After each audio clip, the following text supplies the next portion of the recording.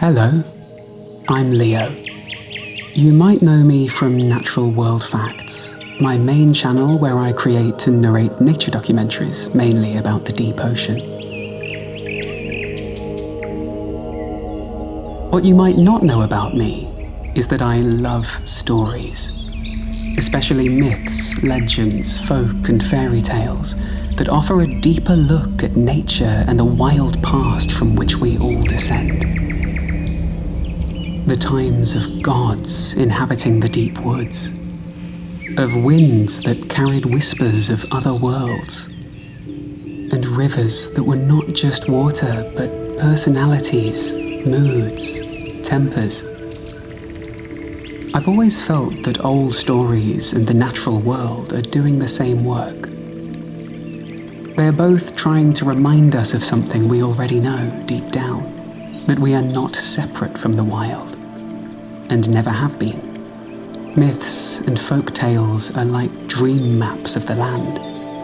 In their giants and lake spirits, in their talking animals and cursed kings, you can still hear echoes of real forests, real weather, real creatures that once lived side by side with us and shaped our imagination. I also write fiction, and I'm obsessed with these older ways of seeing. What Sam Lee, one of my favourite musicians, calls the old wow. That sense of enchantment, of being humbled by a world that is older, stranger, and more alive than we can easily understand. Before satellite maps and supply chains and plastic wrapping, our ancestors had stories and songs.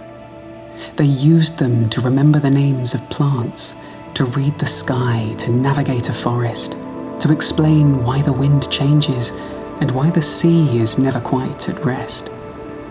Stories were a survival tool, a moral compass, and a love letter to the land all at once. I think we've lost a lot of that. We still have the forests and oceans, wounded and diminished, but here. But we've mislaid the stories that taught us how to walk among them with true wonder. So this new channel is, in a small way, my attempt to go back to that well. To sit by the metaphorical campfire and tell old tales in new words. To weave together folklore with a deeper way of seeing the wild world. To let the myths breathe again, and to ask what they might still have to teach us about grief, kindness, wildness, and how to belong to a living world with so much wonder.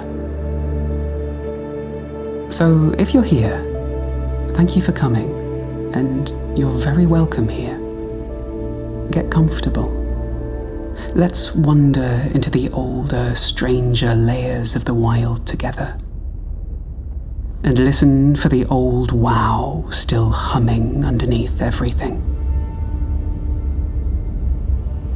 Tonight's story is a Welsh lake tale retold. It comes from an old legend of Llyn Fach, pardon my Welsh, a small lake in the Black Mountains of South Wales.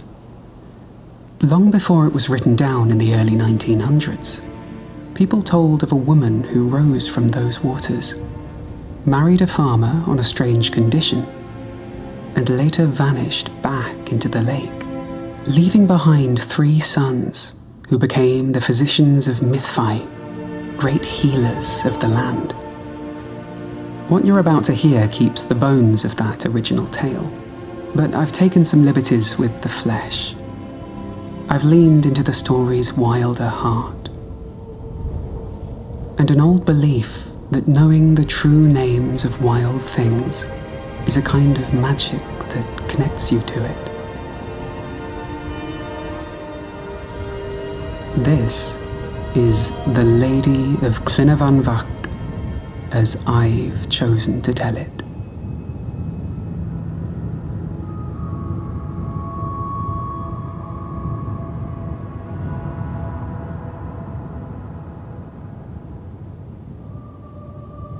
High in the hollow of the Black Mountains, where the wind comes gentle off the ridges and the clouds sometimes sit all day in the crags, there is a small, still lake. People call it Llyn van Fach. On clear days it lies like a piece of sky dropped into the hills.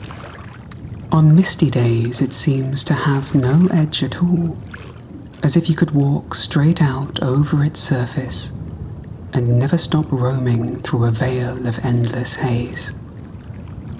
Not far below this lake, in those days when stories still brushed close against our world, there lived a widow and her only son. The boy's name was Llyn. They had a small farm, a handful of cattle, and not very much else. But it was enough, and they were gentle with one another, which counts for more than riches. When Llyn grew old enough, his work was to drive the cattle up into the high pastures. The sweetest grass was always on the slopes nearest the lake, and the cows, mild-eyed and wise in their own slow way, loved to wander there whenever he let them. So he came to know Llyn van Fach very well, the way the light moved over it, the way it darkened when a cloud passed, the way the reeds whispered at its edge.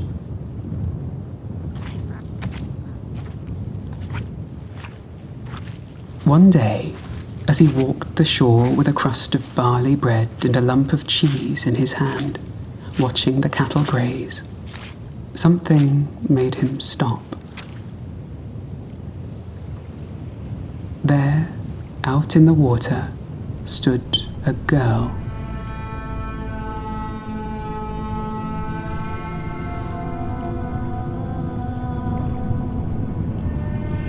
She was knee-deep in the lake, though the water did not seem to trouble her dress. Her hair was long and dark, and she combed it with a golden comb, using the still surface of the lake as a mirror. The light gathered around her as if it knew her well. Llyn forgot the cows. He forgot the bread. He stood as if rooted, and in an instant he knew, as only the very young can know, that he loved her. Whether she was a fairy or one of the goddesses of old, he did not know. But she must have been one or the other, or some other kind of supernatural being. Without even deciding to, he held out his food as an offering, his hand stretching towards her over the water. The girl looked at him, and there was a kind of bright curiosity in her eyes. She glided a little closer until he could see the drops of water caught like glass on her lashes. Then she shook her head, smiled a small, secret smile, and said in a clear voice, "Your bread is hard. You won't catch me so easily." Before Llyn could answer, she stepped backwards, and the lake closed over her head. Llyn stood for a long time on the shore with his hands still outstretched, the hard crust of bread growing damp in his fingers. At last he turned and drove the cows home, his heart aching in his chest.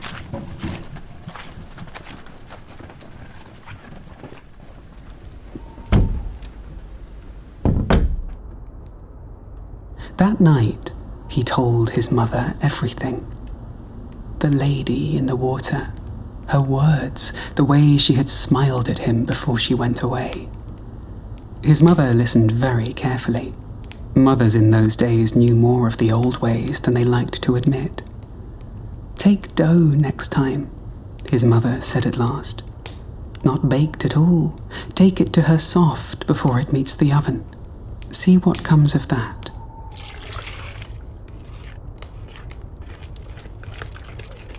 She mixed flour and water in a bowl and gave him a small, pale ball of dough. "Go again tomorrow," she said. Perhaps she only mocked the loaf and not the lad who carried it.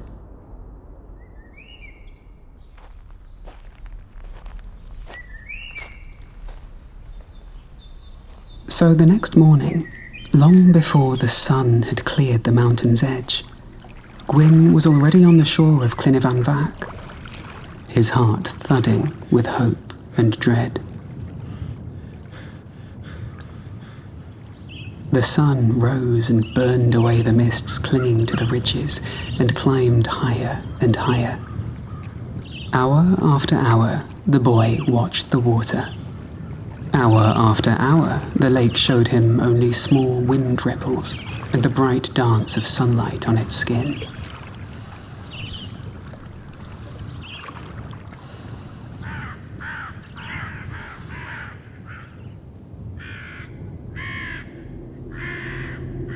By late afternoon, when the shadows had grown long and thin and hope had almost left him, the surface of the water trembled. She rose as silently as before. The same long hair, the same golden comb, the same strange light around her. If anything, she seemed lovelier than he remembered. Llyn's careful plans fled his mind. He could only stand, dazzled, and offer her the soft dough in his outstretched hand. Again she shook her head and answered, "Your bread is too soft. I will not have you." But this time, just before she sank beneath the surface, she gave him a smile that warmed him all the way to his toes. It was as if she were pleased that he had tried. As he walked home, slow and sad, that smile burned in his thoughts. He was sure now that if he could only find the right way, she would come to him. He told his mother what had happened, and she frowned in thought. "Well," she said, "she has refused hard-baked bread and she has refused dough. Take her something between the two, half-baked, neither one thing nor the other. Surely that will please her." She baked a new loaf for him, taking it from the oven when it was firm at the edges but still tender at the heart. Llyn hardly slept that night. As soon as the stars had begun to pale, he was climbing the path towards the lake once more, the warm, half-baked bread wrapped carefully in a cloth. The day unfolded. Grey light, then gold. A breeze, then a fine, whispering rain began to fall, blurring the hills.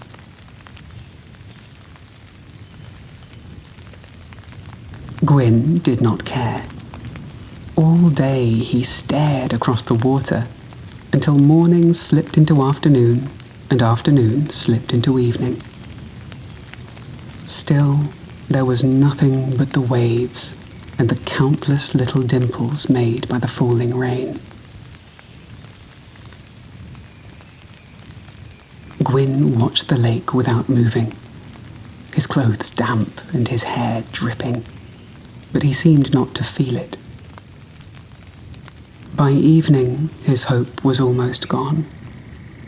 The hills were fading into blue distance, and the first bird was calling from the heather when, far out on the water, as he cast a final hopeless glance over the lake, he saw a herd of ghostly deer walking upon its surface.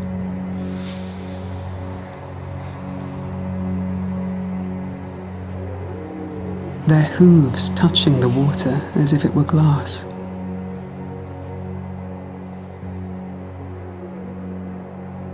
The sight of them filled him with sudden wild hope. If the deer had come, might she not come too?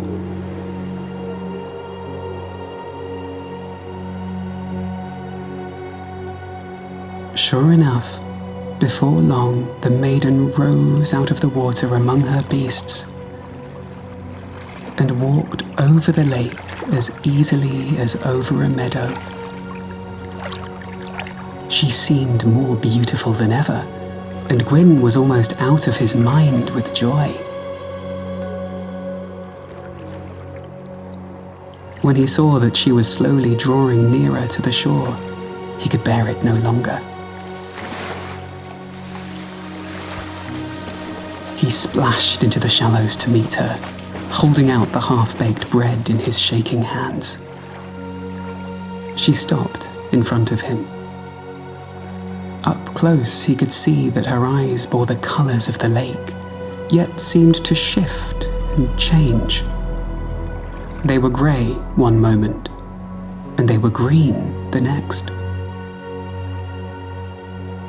She smiled, took the bread from his hand, and let him lead her onto dry land.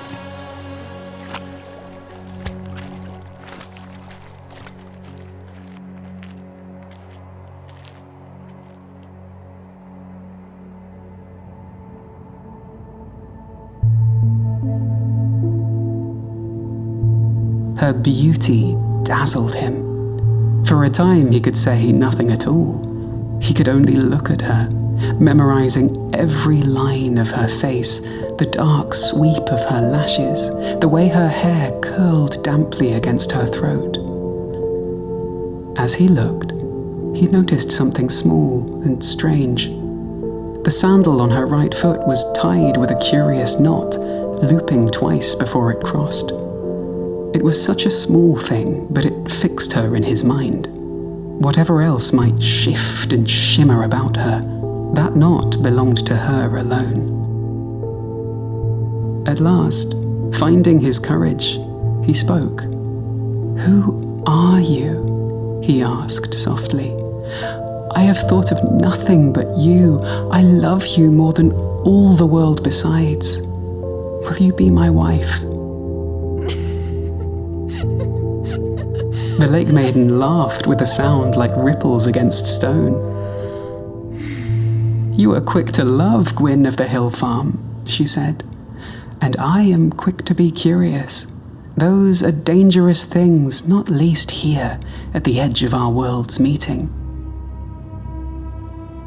But," she tilted her head, and her eyes flashed a deep, glacial blue, "I will wed you, if you agree to one binding promise." "Anything," he said quickly. "I will live with you," she said, "and I will walk your fields and bear your children and share your days, until you have given me 3 blows without cause, 3 careless hurts. At the 3rd, I will leave you, and nothing in your world will hold me back." "Then you will never leave," he said eagerly. "I would sooner harm myself than harm you." She only looked at him, her eyes very old and sad all of a sudden.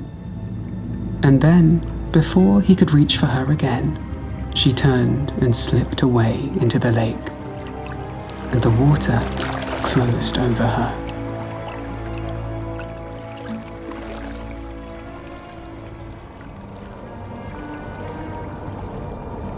His grief was so deep that he resolved to end his life. He climbed a great rock that overhung the deepest part of the water, determined to throw himself down. Just as he gathered himself to leap, a loud voice rang out. "Forbear, rash youth. Come here." He turned and saw on the shore a little way off an old man of noble bearing. white-haired and stately, with 2 girls standing beside him. Both were the image of the Lake Maiden. The same grey-green eyes, the same dark hair. Even their dresses were the same. Trembling, Llyn climbed down from the rock and went to them. "You wish to marry one of my daughters," said the old man. His voice was gentle, but it carried easily over the lapping water and whispering wind. "That is no small thing. If you can tell me which one has given you her promise, I will not forbid it." Llyn looked from one to the other, and his heart faltered. They were exactly alike, the same height, the same face and hair, the same dress, the same unearthly beauty. They were so perfectly alike that he could not see the smallest difference between them. If he chose wrongly, he knew he would lose his love forever, and the thought nearly drove him mad. I don't know," he whispered. Llyn closed his eyes. He remembered her standing in the lake, the light in her eyes, the way she had held the loaf, the way she'd stepped onto the stones, remembered the way she'd stood when she took her first step onto dry land. He opened his eyes again. He was on the point of despair when one of the girls gently, almost secretly, moved her foot a little forward. Gwyn's eyes dropped to it at once, and there he saw the strange knot in the sandal strap, the same he had noticed on the maiden who had taken his half-baked bread. He stepped forward without hesitation and took her hand. "You have chosen rightly," said the old man. "Be to her a kind and loving husband, and I will give her a dowry. As many sheep, cattle, goats, swine, and horses as she can count of each without drawing in her breath. But remember, if you strike her 3 times without cause, she will return to me." He turned to his daughter. "Count what you desire, child." She began to count softly in the old way, 5s and 5s and 5s again, until the numbers ran together like beads on a string. As long as she counted without drawing breath, beasts rose from the depths of the lake. First sheep, their fleeces bright in the starlight. Then black cattle with wide, moonlit eyes. Then shaggy goats, then pigs, then strong, tossing-headed horses. They crowded the shore, snorting and stamping and shaking the water from their hides.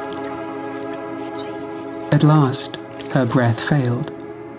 She fell silent. The lake was still again. "Take them," said the old man. "Fill your fields, raise your children, and do not forget what we have agreed." Then he and the other daughter disappeared, leaving only the sound of the water and the breathing of the beasts.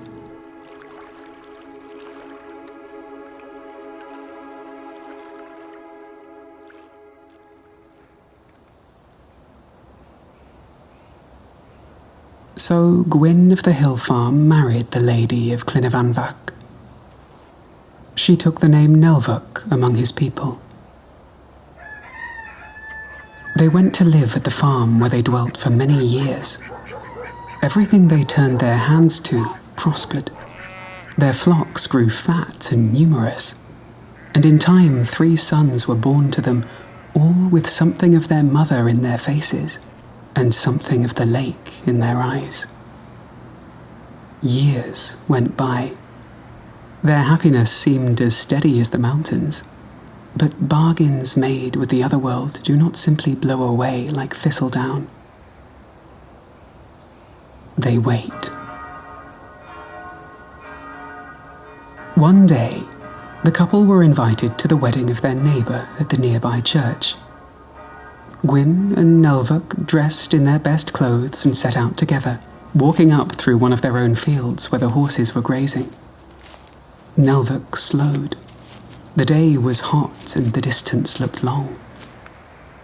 "The way is too far," she said. "I do not care to walk all that distance. I would rather not go." "We must," said Gwyn, laughing. "They're expecting us. If you don't want to walk, take a horse.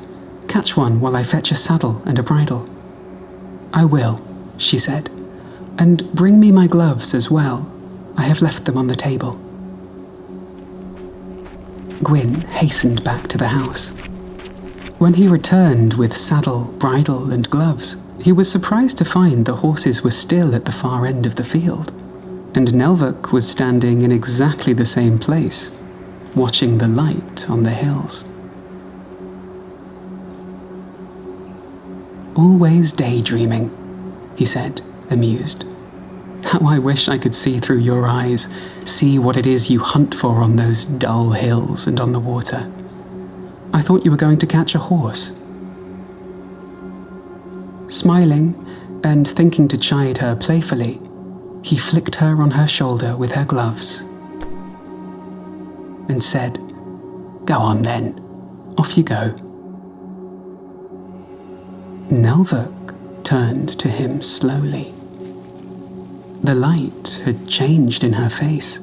The colour of the day seemed to drain around her, and when she spoke, her voice was gentle, but it carried a weight that made his heart tighten. "Alas, my beloved," she said, "this is the first causeless blow." The smile slid from Gwyn's face. "A blow?" he echoed. "I was only teasing. I would never harm you." "I know," she replied. "That is why it is so grave." She lifted his hand to where it still held the gloves, and for a moment he felt how small and cool her fingers were against his. "In the country beneath the lake," she said, "love does not strike in anger, nor in jest, nor in forgetfulness.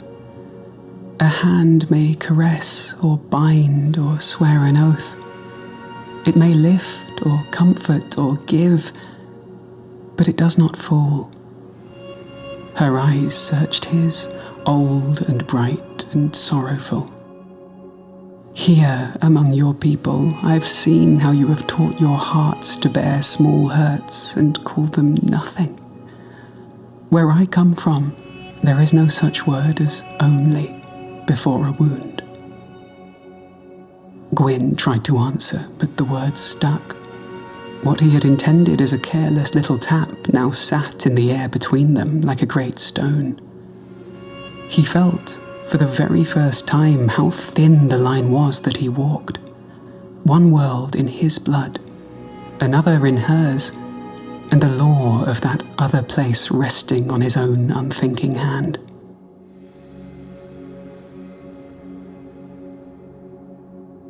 Life went on. The days folded over one another, and Gwyn took great care with every word and gesture, guarding his temper as if it were a lit candle in a dry wood.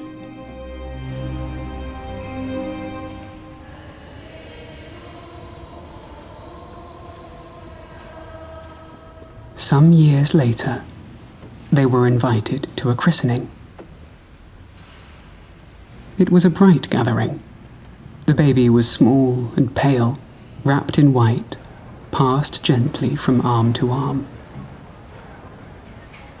In the middle of the laughter and talk, Nelvuk suddenly began to weep bitterly. Her shoulders shook with sobs. Gwyn, distressed, tapped her gently on the shoulder. "My love, why do you weep so?" he whispered. She told him, "Although I have lived among humans on the earth, I am still from the other world. and I retain the seeing eyes of the other world. I weep because this poor little child is weak and frail. There will be no joy in its life. Pain and suffering will fill its few days on earth, and it will die in torment, and no one here can stop it. No one. They will pray to their far church god who does not know these hills, and they will not turn to the wild wood to take him gently. That is why I weep. Gwyn's heart twisted. He laid his hand on her shoulder. "Don't speak so. Not here," he said. "Hush. You'll frighten them." Nelvuk closed her eyes. "That," she murmured, "is the second blow without cause."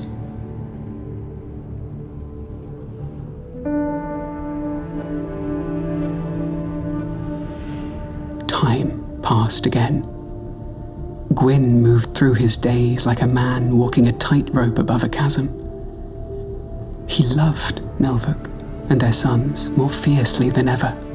He weighed every touch, every word, terrified of the third and final strike. His whole heart was set on keeping her by his side. In time, the child whose christening they had attended did indeed fall ill. After a short life of suffering, it died in agony, just as Nelvuk had foretold.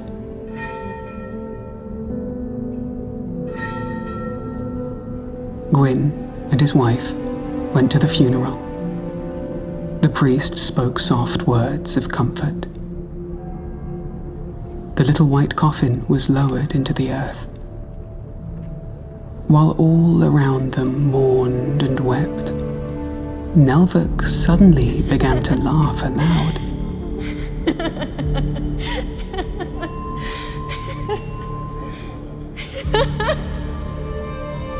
It was not a cruel laugh. It was bright and sudden, like the call of a bird at dawn. But in that place, at that moment, it cut through the sorrow like a knife. Every head turned.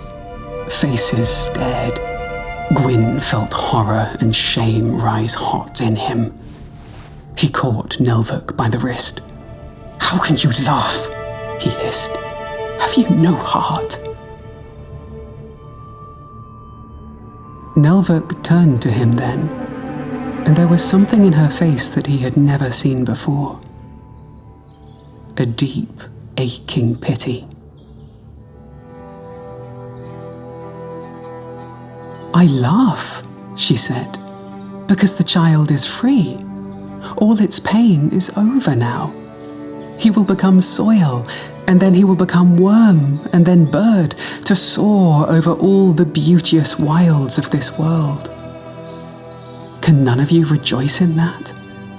Even just a little?"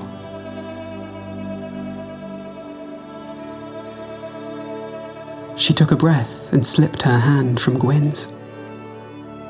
Then she rose. "The third blow has been struck," she said. "Farewell, Gwyn of the hill farm. You have loved me well, but a bargain is a bargain." She turned away at once and walked from the graveyard without looking back. Gwyn stumbled after her. But by the time he reached the farm, she was already standing in the yard, calling all the beasts by name.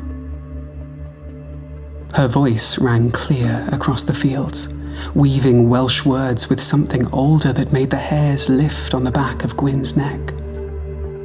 To the cattle, she sang, "Brindled cow and speckled cow, spotted cow and white-flecked cow, you four from the wave-marked field, old white face and grey Gagan, with the white bull from the king's own court, and little black calf hanging on the hook.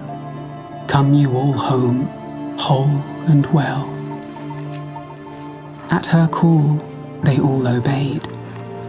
The little black calf, which had already been killed, came down alive from its hook in the barn. and trotted after the others.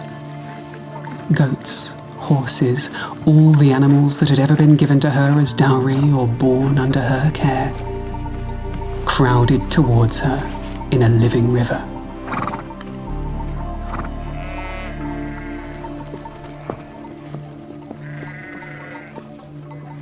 It was spring. In a field nearby, 4 great oxen were drawing a plough through the dark, fresh earth. Nelvik called to them too, and they bellowed once, turned and came thundering after her. The plough still trailing behind, carving a deep furrow all the way across the fields.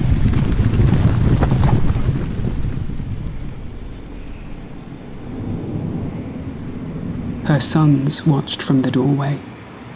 Their father stood in the yard as if turned to stone. Nelvik did not look back. Surrounded by the beasts, she walked up through the fields and over the shoulder of the mountain. When she reached Llyn Fach, she stepped straight onto the water with all the animals at her heels. Together they went out across the shining skin of the lake, and one by one vanished beneath it. The last thing to sink from sight was the white bull's broad back.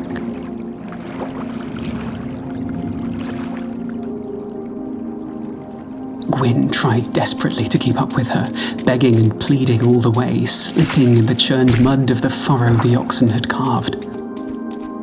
He stumbled after her across the fields and over the shoulder of the mountain.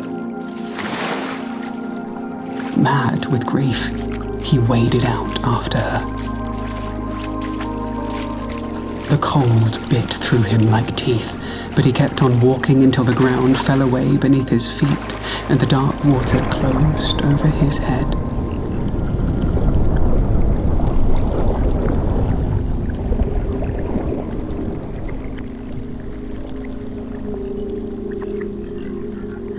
He sank, searching for her, as if, in death, he might find her.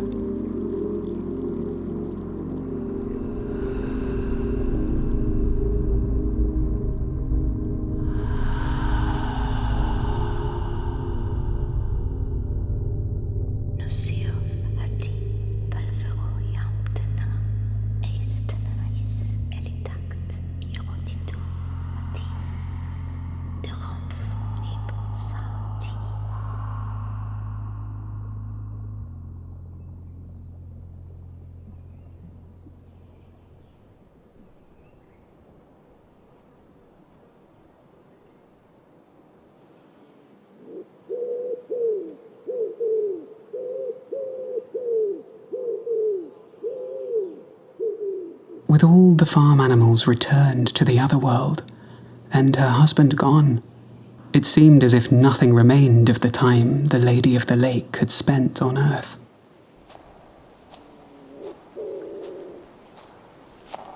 Nothing, that is, except her sons. Driven to despair, they haunted the shores of Llyn Fach, 3 boys growing into men, boots worn thin, cloaks soaked with mountain rain and dried again by thin sun. Day after day, in cold or warm, in wind or stillness, they walked those margins of the lake, calling for their mother, until their voices were hoarse and the stones knew the sound of their footsteps. At last, their love was answered. One still morning, when the water lay like polished slate, the lake shivered. A ring of ripples spread outward, and Nelvik rose from the centre as if no time at all had passed. She was as young and bright as on the day she had disappeared, though her sons were nearly men, with with their father's shoulders and her lake-grey eyes. "My boys," she said, and the words seemed to settle on the air like mist. "Your father and I have walked our bargain to its end. My road lies under the water now." Her gaze softened as she looked at their faces, so like and unlike her own. "But I can give you a task, and I can give you a gift." She stepped lightly out of the lake, water beading and vanishing from her dress as if from stone. Without another word, she turned and led them along the shore, then up a narrow hidden track that seemed never to have been there before, yet was, at the same time, well worn. It wound between leaning rocks and old hawthorns, through a curtain of bracken and a twist of hazel stems, until at last it opened into a hollow cupped in the hills. It was a small valley, sheltered from the wind. The air there was different, thicker with birdsong, heavy with the smell of damp earth and green things. Plants grew everywhere, tall and small, bright and plain, in mats and clumps of quiet stems. Moss lay like plush over the stones. Ferns unrolled their fists in the shade. There were yellow flowers in the wet places, purple bells on the drier knolls, and a scatter of small starry things whose names the boys did not know.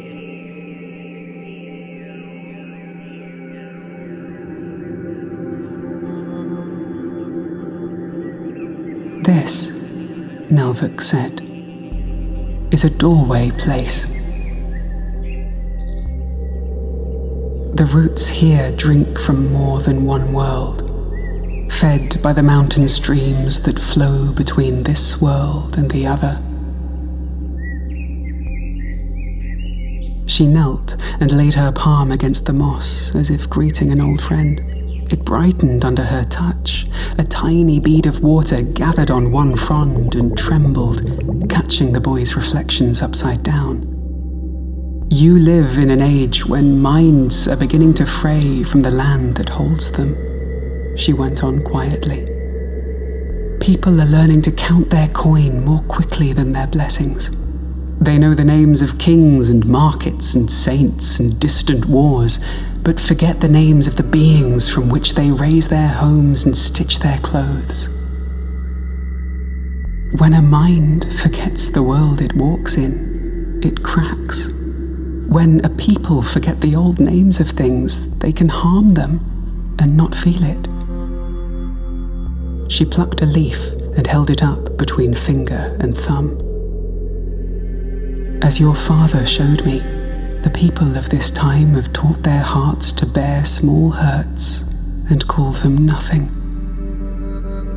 It is the same inflicted on the land as it is to a lover.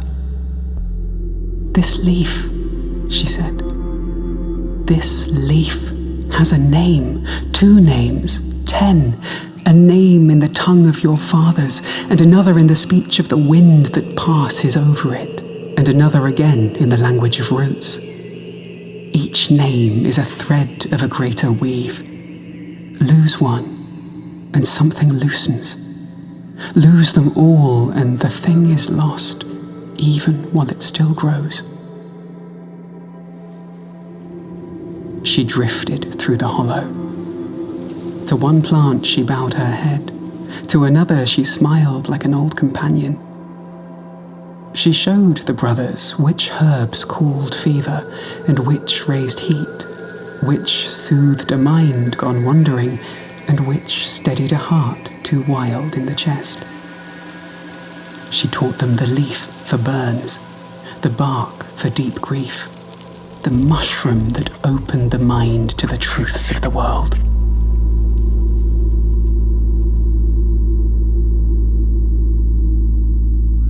With each plant, she gave more than one name. The common name, the hill name, the secret name. She made her sons speak the names back to her until they were shaped correctly on their tongues. Sometimes, as she spoke, the hollow seemed to widen.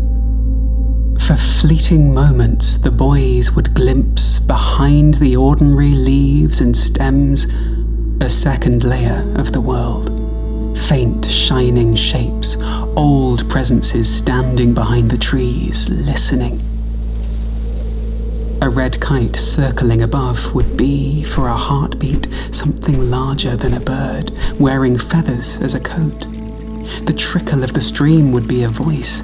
The stones underfoot would feel not lifeless but deeply sleeping, shifting their heavy bones to their own rhythms of deeper time.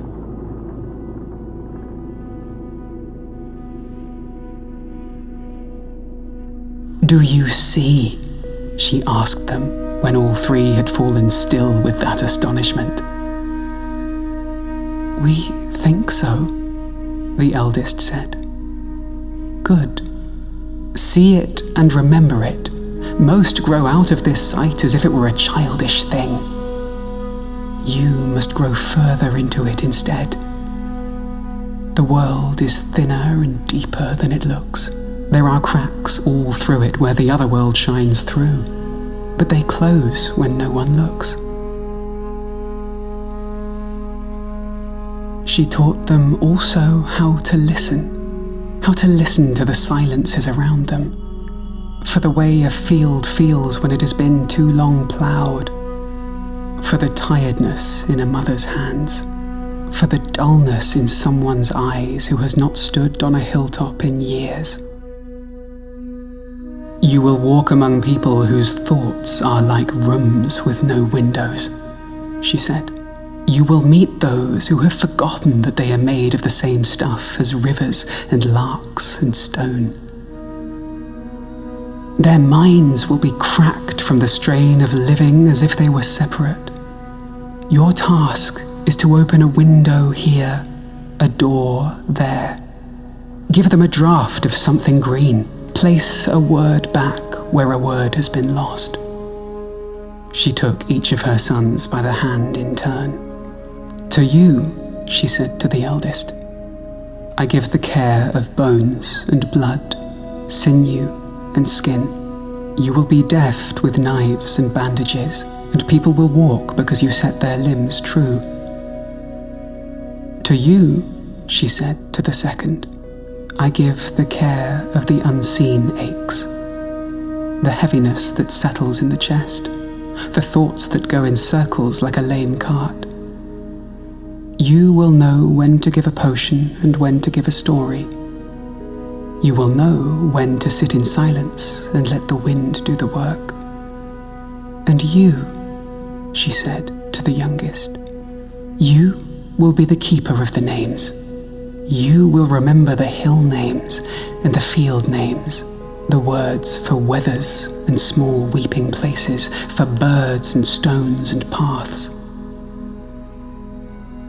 In days to come, people will let such words fall like seeds on barren ground. You must gather them up and plant them where they can grow again." The youngest of the sons swallowed. "What if we fail?" he asked. Nelvuk smiled, and for a moment they saw the lake in her eyes again, deep and patient. "You are not asked to mend everything," she said. "Only to stand where you are and not look away, to heal what you can reach, and to remember." She stayed with them a long while in that hollow, pouring out her knowledge as if emptying her lake into 3 small cups. They could not hold it all, of course, but what they caught in their minds took root and grew in new ways. At last, when the shadows in the valley began to stretch long, and the first star trembled in the notch of the hills, she knew it was time. "I will go now," she said. "You will still see me sometimes, in the corner of your eye when a mist rises from a field, or in the way light lies on water at evening, but not as you see me now. She kissed each of them on the brow. Where she touched them, the skin tingled, as if a small, clear spring had risen there. Remember this, my sons. The wild is not outside you. You are made of it. Then she turned, walked out of the hollow along the narrow path, and was gone. The three brothers stood for a long time in the hollow, listening to the wind in the leaves and the quiet beat of their own hearts. At last, they went down out of the hills to the farms and villages below. They became healers, as the story says. The physicians of Mythic. They set bones and mixed salves and brewed teas. But they also sat by bedsides and spoke the old names of things. They sent lonely children home with leaf to stroke and a story to carry. They led worn-out farmers to the tops of small hills and made them stand there until their shoulders loosened and their eyes grew clear again. Their work lasted their whole lives, and it seeded itself in the lives of others. To this day, their instinct can be found in all of us, if only we look a little deeper.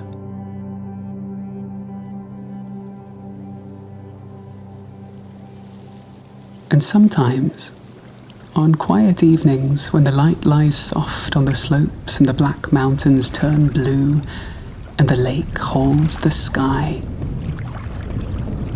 you may hear a woman's voice on the wind, speaking the names of trees and rivers and hidden hollows, reminding the world of itself.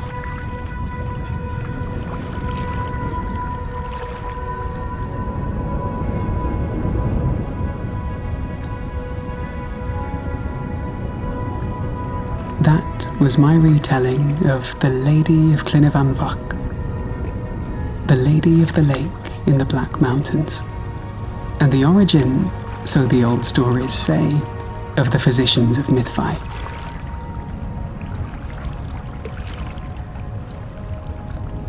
Thank you very much for listening. I had a great time adapting this story and reading it aloud for you, and I hope to do many more. If there are any stories, folk tales, fairy tales, myths that you love and would like to hear me read, adapt or delve into, perhaps even analyse on this channel, let me know. I'm still figuring out what this channel's going to look like, what sort of style or variety of styles to go for. So please let me know any thoughts. I'm excited to be on this journey with you.